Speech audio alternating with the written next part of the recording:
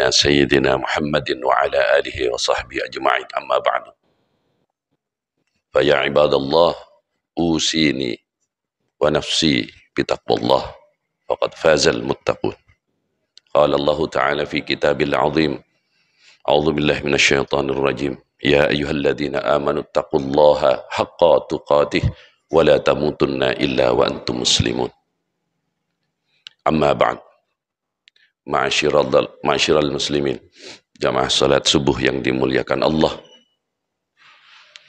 Alhamdulillah, puji yang tak terhingga hanyalah kepada Allah. Hanya Allah lah yang layak mendapatkan pujian. Sebagus, sehebat, setampan, secanggih, semaju apapun manusia, puja dan puji hanyalah dialamatkan kepada Allah. Mengamati gerak diri ini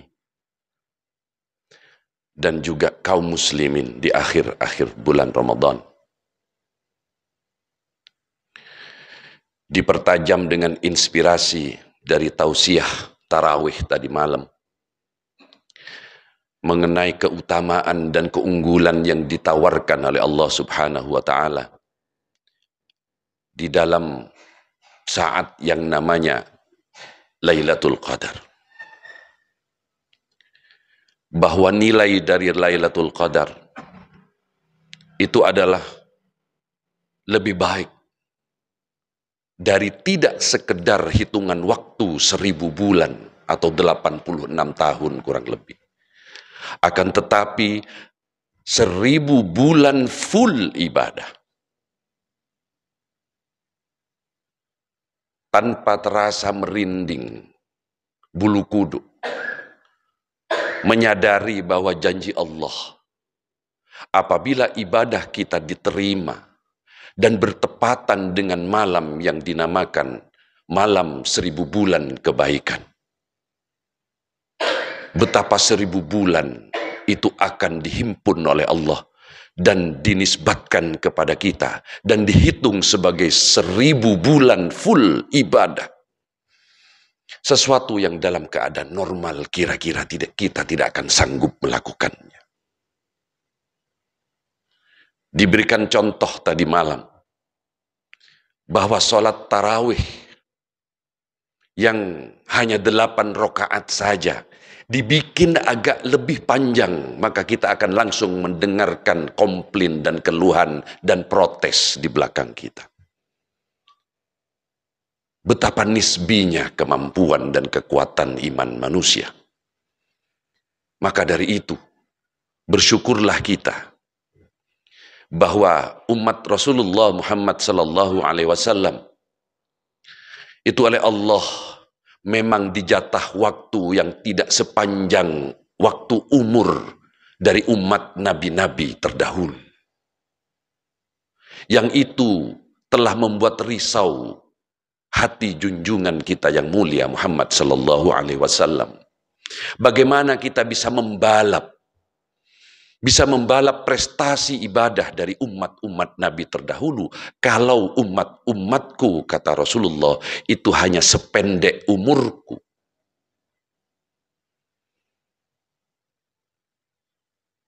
Maka Allah menyediakan malam kemuliaan Lailatul Qadar itu untuk bisa kita mengimbangi kualitas dan kuantitas dari ibadah umat-umat terdahulu.